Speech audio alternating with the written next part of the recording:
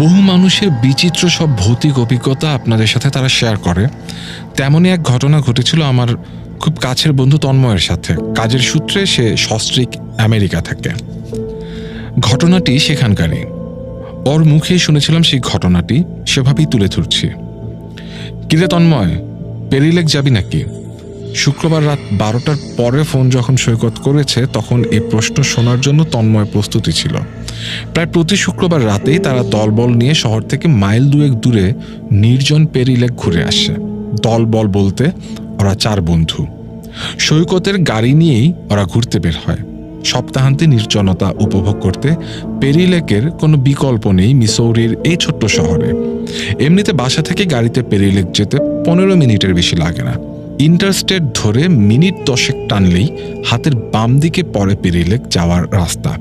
আর এই রাস্তায় উঠলেই গাড়ির হেডলাইট ব্যতীত আর কোনো আলো চোখে পড়ে না। চারদিকে ম্যাপল লিফের জঙ্গলের মধ্য দিয়ে সরু পিচ ঢালা রাস্তা। গভীর রাতে এদিকে আসলে হরহামেশাই চোখে পড়ে হরিণের পাল। কখনো কখনো তারা চলে আসে একেবারে গাড়ির সামনে, যেন তারা আপত্তি জানাচ্ছে তাদের সান্ধ্য ভ্রমণে বিঘ্ন ঘটানোর জন্য। গ্রীষ্মকালে গভীর রাতে পেরিলেক ভরে যায় শখের মাছ শিকারি দিয়ে। তারা ঘন্টার পর ঘন্টা মাছের ছিপি নিয়ে বসে থাকে। এই বুঝি বড়শিতে স্যালমন মাছ ধরা পড়ে। কিন্তু যত শীত পড়তে থাকে এই পেরিলেক তত বেশি জনমানবহীন হতে শুরু করে। সৈকত তন্ময়দের মতন কিছু অ্যাডভেঞ্চার প্রিয় যুবক ছাড়া সেখানে কেউ যায় না। এখন অক্টোবর মাসের শেষ, জাঁকিয়ে শীত পড়তে শুরু করেছে। শোষ বাতাসে নাক কান জমে যাওয়ার মতন অবস্থা। গাড়ি থেকে নেমে তন্ময় রীতিমতো কাঁপতে লাগলো। এমত অবস্থায় একটা সিগারেট না ধরালেই না। চারিদিকে লেকের ওপারে অনেক দূরে নেটওয়ার্ক টাওয়ারের একটা লাল বিন্দু, আর তন্ময়ের সিগারেটের আগুন ছাড়া আর কোনো আলো নেই। অবশ্য আকাশের দিকে তাকালে সে কথা মনে হয় না। চাঁদহীন আকাশের দিকে তাকালেই সবার আগে নজরে আসে জলজলে শুকতারা। তাকে দূর আকাশে সঙ্গ দিতে উপস্থিত হয়েছে দানবীয় বৃহস্পতি, লাল আকাশের অধিকারী মঙ্গল, বরফ শীতল ইউরেনাস, এমনকি বলয় রাজ শনিও। শিহাব তন্ময়দের মতন ওরাও বুঝি বেড়াতে এসেছে পেরিলেকের আকাশে। লেকের ধারে কফি মগে চুমুক দিতে দিতে আড্ডা দেয়া শুরু হলো। আর কি বাড়ি ফিরতে ইচ্ছে করে? কিন্তু না ফিরলেও চলবে কেন? একটু পরেই তন্ময়ের বাসা থেকে ফোন আসা শুরু করে। তুমি কি আজকে পেরিলেকেই ঘুমাবে? অগত্যা বাড়ির পথ ধরতেই হলো। ইন্টারস্টেটের এক্সিট দিয়ে বাড়ির পথ ধরতেই সৈকতের মাথায় যথারীতি অ্যাডভেঞ্চারের পোকা ঢুকল। লায়ন্স পার্কের সাথে যে পুরনো গোরস্থান আছে সেখান থেকে একটু ঢু মেরে আসি। সৈকতের প্ল্যান শুনে পেছন থেকে শান্ত হিমেল তো রীতিমতন আনন্দে লাফাতে শুরু করলো। গণতান্ত্রিক দেশে যেখানে 4 জনের মধ্যে 3 জনেই এক পায়ে খাড়া, সেখানে তন্ময়ের আপত্তি জানানোর সুযোগ পর্যন্ত পেল না। এমনিতে তার অ্যাডভেঞ্চারে তেমন কোনো আপত্তি না থাকলেও সে ভাবছে কবরস্থান থেকে বাসায় ফেরার পর বউ তাকে না শেষ রাতে ধূপধুনো দিয়ে শুদ্ধ করে। লায়ন্স পার্কের কবরস্থান হচ্ছে এই শহরের সবচেয়ে পুরনো গোরস্থান। বলা হয় সেখানে 400-500 বছরের পুরনো কবরও আছে। আর এই গোরস্থান এতই বড় এবং ধাঁধালো যে সেখানে নাকি রাতে কেউ পায়ে হেঁটে ঢুকলে ফিরে আসতে পারে না। বছর 5 আগে রূপম নামের এক ছেলে বন্ধুদের সাথে বাজি ধরে রাতে পায়ে হেঁটে গোরস্থানে ঢোকার পর বেমালুম নিরুদ্দেশ হয়ে গিয়েছিল। অনেক খোঁজাখুঁজির পর তার নিথর দেহ 3 দিন পর গোরস্থানের ভেতরে এক পরিত্যক্ত গর্তে পড়ে থাকতে দেখা যায়। এরপর থেকেই কথা ছড়িয়ে পড়ে রাতের বেলা এখানে পায়ে হেঁটে প্রবেশ নিষেধ। বলা বাহুল্য তন্ময় সৈকতের মতন উচ্চশিক্ষিত আধুনিক যুবকেরা রূপমের এই ঘটনায় অতি প্রাকৃত কিছু দেখবে না, বরং তারা মনে করে রূপম নিশ্চয়ই একা ভয় পেয়ে হার্টফেল করে মারা গেছে। রূপমের ঘটনা মর্মস্পর্শী হলেও অতি প্রাকৃত কোনো ঘটনা নয়। রূপমের ঘটনার প্রচ্ছন্ন কারণেই কিনা শিহাবরা গাড়ি নিয়েই গোরস্থানের ভেতর ঢোকা স্থির করল। খানিকটা ভেতরে ঢুকে একটা গাড়ি রাখার জায়গা দেখে সেখানে গাড়ির হেডলাইট নিভিয়ে গাড়িতে বসে রইল।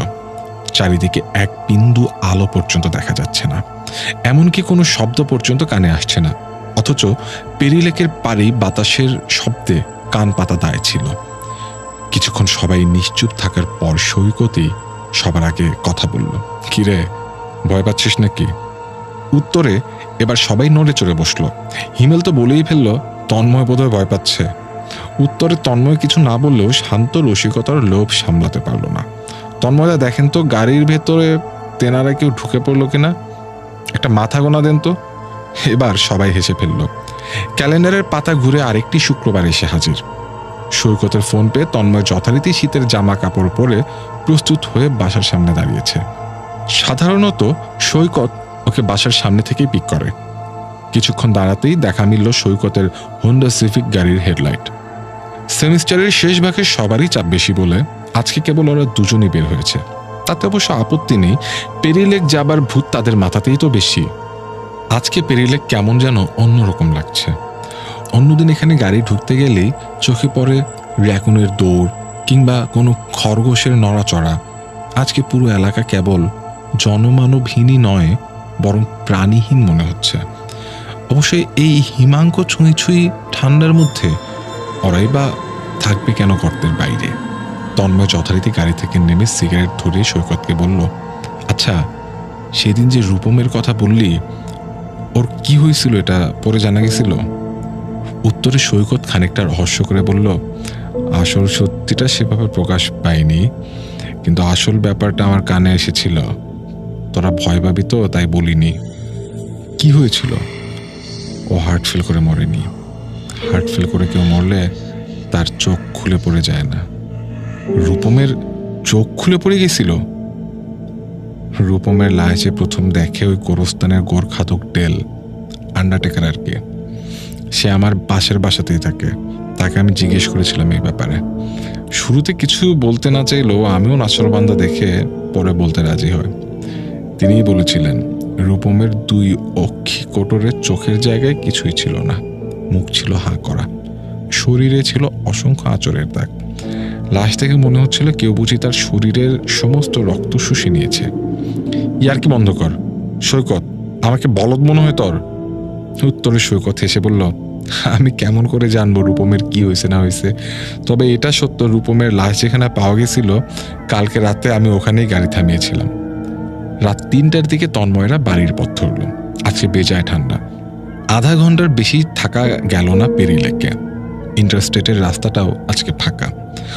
অন্যদিন বড় বড় যেসব লরি দেখা যায় সেগুলো আজ তেমন চোখে পড়ছে না।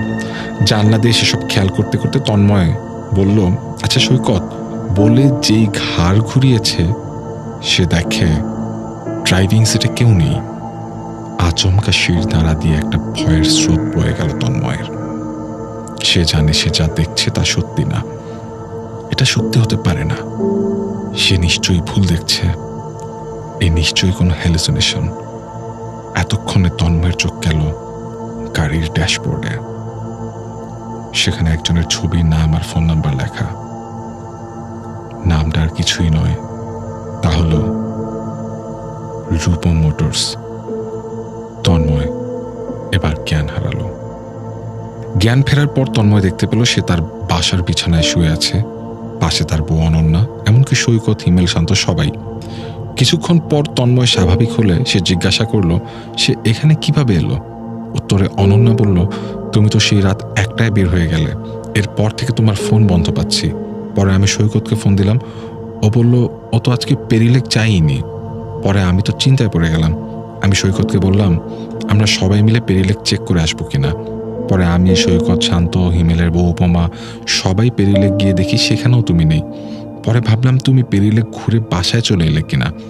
পরে বাসার সামনে আসতেই দেখি তুমি বাড়ির উঠানে অজ্ঞান হয়ে পড়ে আছো, মুখ দিয়ে সমানে গ্যাজলা বের হচ্ছে। আমার চিৎকার শুনে একতলার ডাক্তার ভদ্রলোক দরজা খুলে বের হয়ে এসে সবাই মিলে ধরে বিছানায় এনে রাখতে তোমার জ্ঞান ফিরে। এখন বলো তুমি কার সাথে কই গিয়েছিলে? এ প্রশ্নে তন্ময় কেবল ফ্যাল ফেল করে অনন্যার দিকে শূন্য দৃষ্টিতে তাকিয়ে রইল। কি উত্তর দিবে সে নিজেও কি জানে এই প্রশ্নের উত্তর?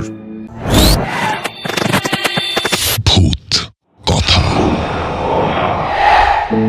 আপনার নিজের ভৌতিক অভিজ্ঞতাগুলোকে অন্যের কাছে পৌঁছে দিতে আপনার ঘটনাটি আমাদেরকে লিখে পাঠান রেডিও ফুর্তির অফিসিয়াল ফেসবুক পেজে মেসেজ করে অথবা অডিও ক্লিপ রেকর্ড করে।